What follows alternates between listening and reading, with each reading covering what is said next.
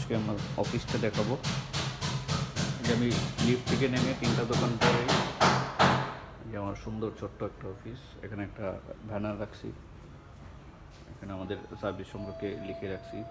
Corporate tour, package tour, air ticket, hotel and resort, visa, houseboat, ship, transportation. তারপরে হচ্ছে গিয়ে এখানে এখানে উপর লিখে রাখছি, এখানে তালি মেরে রাখছি।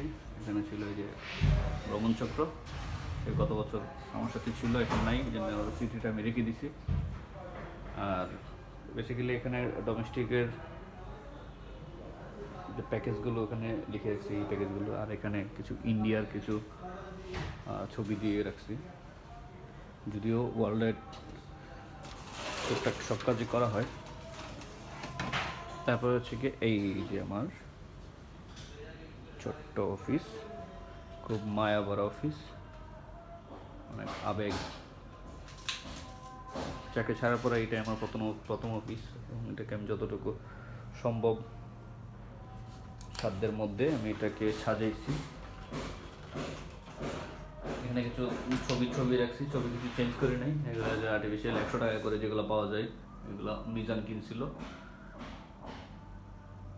আসলে। তারপর হচ্ছে গিয়ে এখানে 2টা ভিজিটার চেয়ার 2 পাশে রাখছি, 2টা সোফা, ছোটো ছোটো সোফা। এগুলোর দাম বেশি না, খুব কম। একটা প্রিন্টার, 2টা চেয়ার, 2টা টেবিল, এটাতে আমি বসি আর এটাতে আমার কলিগ বসে। আর পিছনে একটা সেলফ রাখছি, টুকটাক জিনিস, খাম, কাগজ টাগজ, ফাইল টাইল রাখার জন্য।